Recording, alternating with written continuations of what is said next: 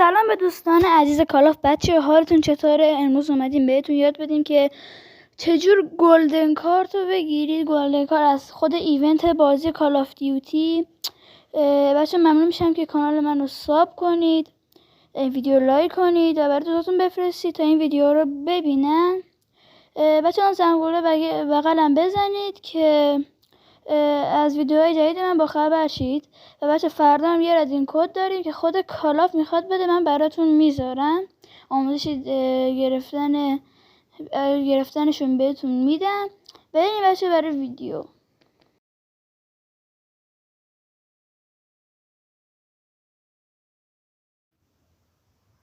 خب بچه ها اومد برای آموزش. بچه ها اینجایی که براتون علامت میزنم بعد برید اینجا و بچه ها میانید توی گزینه سومی و بچه اینجا براتون وا میشه که گلدن کارت گذاشته. هر روز به شما یه دونه میده، این روز اول، روز دوم و روز سوم و چهارم و پنجم تا هفتم به شما میده. بچه برای اینجا سی پی هم هست بچه، ولی باید بخری بچه.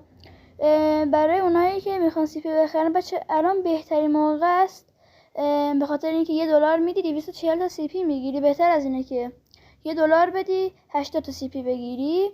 واقعا خیلی خوبه. من خودمم میگیرمش امروز یا فردا بچه.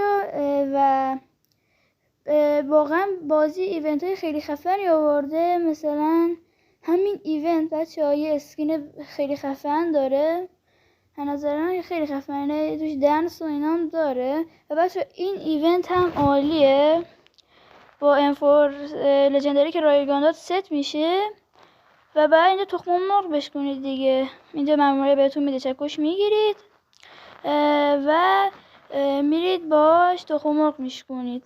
مثلا تخم مرغ قرمز منفیه که کم میکنه ازتون، تخم مرغ آبی یکی، تخم مرغ دو هم بر 2 دیگه، 2 تا یعنی بهتون میده، آبی هم یه دونه بهتون میده.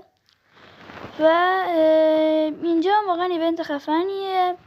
یه اسکین توش هست با یه جلد اسنایپر، اسکین اسنایپر بچه ها. و یه ایونت خفن دیگه هم هست که گلدن کارت بازم میده. بچه بگیرید حتما. بگی من 2 تا به خودم خریدم ازش. میتونید رایگان کریت بزنید.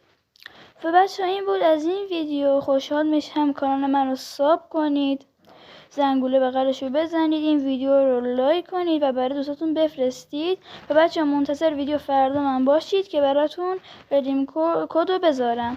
تا یه ویدیوی دیگه، فعلا خدافظ.